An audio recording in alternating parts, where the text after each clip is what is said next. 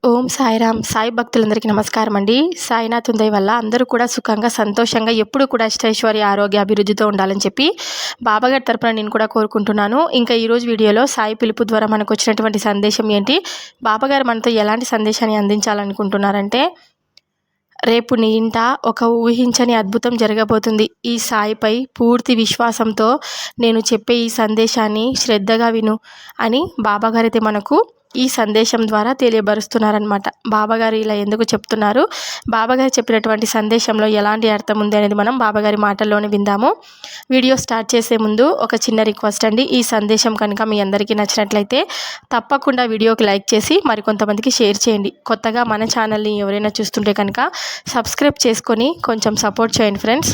మీరు ఎక్కడెక్కడో జ్యోతిష్యం చెప్పించుకున్నా కూడా మీ సమస్యకి పరిష్కారం అనేది అసలు దొరకకుండా ఉంటుంది కదండి. చాలా బాధపడుతూ ఉంటారనమాట. ఎంతో డబ్బులు ఖర్చు పెట్టుకున్నా కూడా మాకు ఎలాంటి ప్రయోజనం లేదని. కానీ శ్రీ షిరిడి సాయిబాబా ఆశీస్సులతో జ్యోతిష్యం చెప్తారనమాట గురూజీ శివరామరాజు గారు. ఉన్నది ఉన్నట్లుగా చెప్తారు. ఫోన్ నెంబర్ వచ్చేసి 9989113230. మీరు దూర ప్రాంతాల్లో ఉన్నా కానీ ఒక్క ఫోన్ ద్వారా మీకు జ్యోతిషం చెప్తారనమాట. మీ ఫోటో, మీ చేయి, మీ పేరు, గోత్రం వాట్సాప్ చేస్తే చాలు. ఎలాంటి సమస్య ఉన్నా సరే, అంటే ప్రేమ, పెళ్ళి, ఉద్యోగం, రాజకీయం, విదేశీ ప్రయాణం, ధనం అసలు నిలకడ లేకపోవడం, భార్యాభర్తల మధ్య గొడవలు, ఆస్తి తగాదాలు, అప్పుల బాధలు, ఇలా ఎలాంటి సమస్య ఉన్నా సరే మీకు ఉన్నది ఉన్నట్లుగా మీ సమస్యకు పరిష్కారం అనేది చెప్తారనమాట. నమ్మకం ఉంటే ఒకసారి కాల్ చేసి మీ సమస్యకు పరిష్కారం అనేది చెప్పించుకోండి.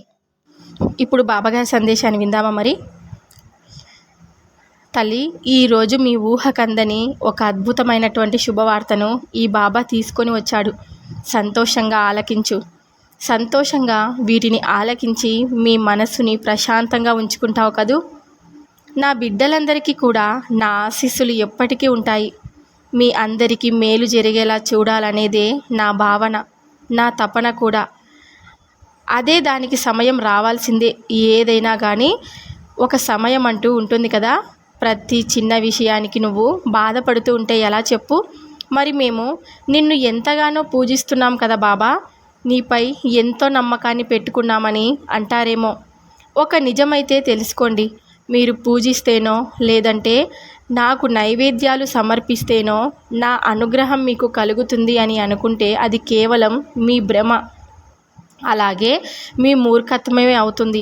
ఎందుకంటే నా అనుగ్రహం మీరు ఎల్లవేళలా పొందుతూనే ఉంటారు కాబట్టి.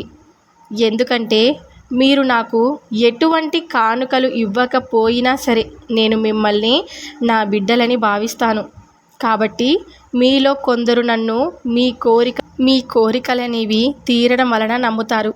ఇంకొందరు బాబా నా కష్టం ఇది తండ్రి, నన్ను రక్షించు అని అడుగుతారు. ఇంకొందరు ఏ కష్టం వచ్చినా మేము అనుకున్నది జరిగేలా చేయి, ఇది నీకు సమర్పిస్తాను అని మొక్కుకుంటారు. ఎంతోమంది నన్ను తలుచుకుంటారు, ఎంతోమంది తలుచుకోరు కూడా. అయితే ఇన్ని రకాల మనస్తత్వం ఉన్న మీరందరూ కూడా నా బిడ్డలే అవుతారు.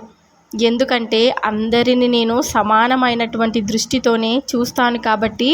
మీరు నన్ను పూజించడం, నాకు సేవలు చేయడం అన్నది కేవలం మీపై మీకు విశ్వాసం పెరగడానికి మాత్రమే. అయితే నేను మాత్రం మీ అందరి సమస్యలను తప్పక తొలగిస్తాను. కానీ మీకున్నటువంటి కర్మ ఫలితాలను బట్టి మాత్రమే తొలగిస్తాను.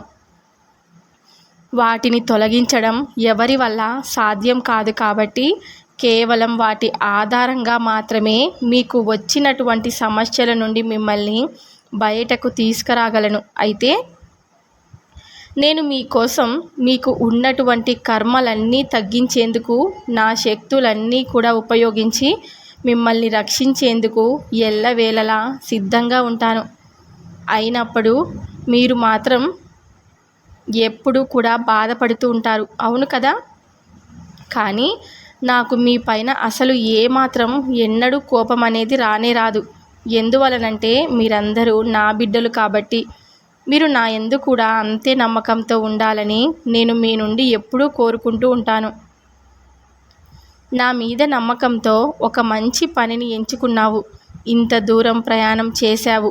తీరా నువ్వు గమ్యాన్ని చేరుకునేటువంటి సమయానికి నీ యొక్క ప్రయాణాన్ని ఆపేస్తే ఎలా చెప్పు? ఎన్ని బాధలు పడ్డావో, ఎన్ని ప్రయాసాలకు గురయ్యావో, ఎంత ఓర్పుతో ఉన్నావో.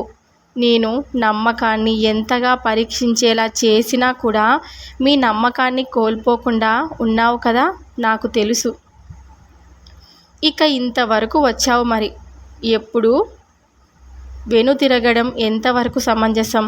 ఎంతకాలం ఎదురు చూసి ఫలితం అందేసరికి నువ్వు వెనకడుగు వేస్తున్నావు. ఎంత మూర్ఖత్వమో తెలుసా? ఎన్ని రోజులని శ్రమ ఎందుకు పనికి రాకుండా వృధాగా అయిపోతుంది. కాబట్టి నా మాటను శ్రద్ధగా ఆలకించు.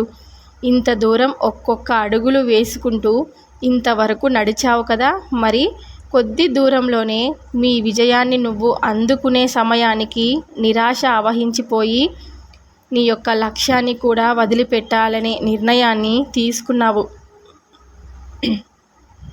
అయినా సరే నీ నిర్ణయాన్ని మార్చుకునేటప్పుడైనా ఈ బాబా గుర్తుకు రాలేదా మరి? ఆ రోజు నా దగ్గరకు వచ్చి, బాబా, నేను ఇలా ఒక పనిని మొదలు పెట్టాలని అనుకుంటున్నాను, మీ అనుమతి కావాలి, అందులో నాకు విజయం కలిగించేలా చూడు అని ఎందుకు అడిగావు? ఈ పని మంచిదైతే అందులో నాకు తప్పకుండా విజయం ప్రార్థించేది. అయితే నీవు అనుమతి ఇస్తేనే తప్పకుండా అందులో దిగుతారు. అడుగు ముందుకు వేస్తాను అని నన్ను ఆ రోజు ప్రార్థించావు కదా. నీకు అంతా మంచిదే కాబట్టి నేను కూడా నా అనుమతి తెలిపాను. మరి నా అనుమతి లేనిదే ఎలా నువ్వు ఈ పని నుండి తప్పించుకోవాలనుకుంటున్నావు, ముందుకు ఛేదించాలనుకుంటున్నావు? విజయ తీరాలను తప్పకుండా నువ్వు చేరుకుంటావమ్మా, సంతోషంగా ఉంటావు.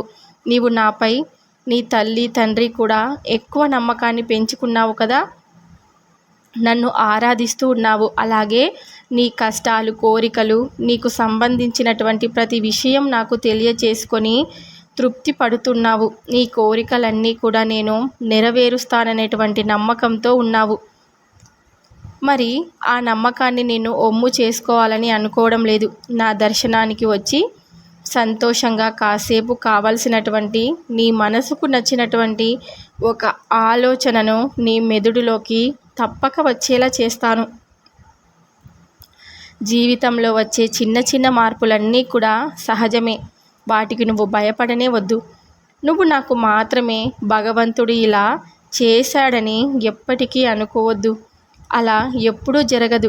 అందరికీ సమానంగా ఉంటారు కాబట్టి మీకు వచ్చినటువంటి కష్టం కొందరికి అనారోగ్యపరంగా, మరికొందరికి పిల్లల కోసం కుటుంబ సభ్యులు లేకపోవడం వలన, సఖ్యత లేకపోవడం వలన, భార్యాభర్తల మధ్య అవగాహన లోపించి అన్యోన్యత లేకపోవడం, ఇలా ఎన్నో సమస్యలతో ఎన్నో కుటుంబాలు ప్రతిరోజు బాధపడుతూ ఉంటున్నాయి.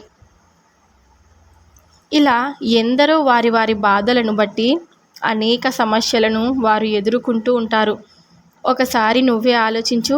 ప్రయత్నం చేస్తే తప్పకుండా ఇలాంటి కష్టమైనా సరే నువ్వు తప్పక జయించవచ్చు.